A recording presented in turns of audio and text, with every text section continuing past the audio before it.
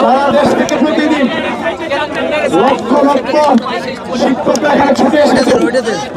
আজকে আমরা আমাদের আন্দোলনের সফল সমাপ্তি করতে যাচ্ছি।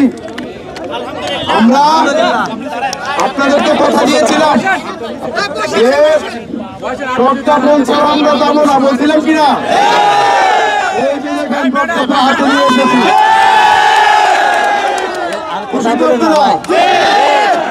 কথা বলবেন না, একটু চুপচাপ থাকবেন।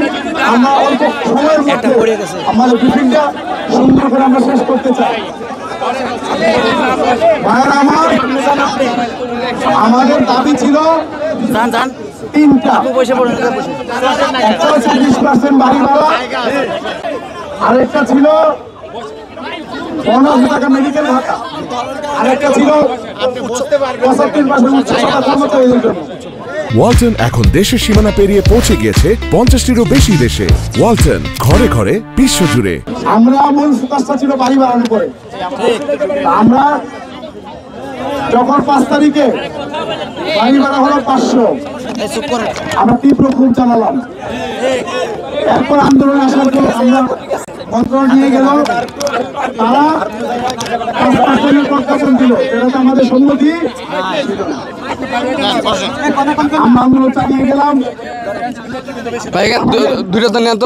রাজনৈতিক দলগুলো তারা এখানে কি করেছেন, ঘোষণা করেছেন। আমি ধন্যবাদ জানাই এনসিপিকে, ওনারা একেবারে প্রথম থেকে আন্দোলনটাকে ওনারা নিজেদের মনে করে পরিচালনা করেছেন। দেখছেন হাসরত আব্দুল্লাহ ভাই 3টা 5টা, আমি 2 দিন দেখা হয়েছে, আসছে রাতের 5টা 3টার সময় চলে আসছে। শান্ত ভাই প্রতিদিনই আসছেন, মেডিকেল টিম গঠন করেছে, সামান তাপা, তারপরে আপনার আরো যারা আছেন ওনারা সবার কথা হচ্ছে স্বাস্থ্য রাখা। আমরা বিশেষভাবে তুষার ভাই, আমরা বিশেষভাবে এই আন্দোলন সফল করার ক্ষেত্রে আমাদেরকে বিভিন্নভাবে পরামর্শ দিয়ে কূটনৈতিক তৎপরতা চালিয়ে সহযোগিতা করার জন্য বিশেষভাবে এনসিপির প্রতি আমরা কৃতজ্ঞতা জানাচ্ছি।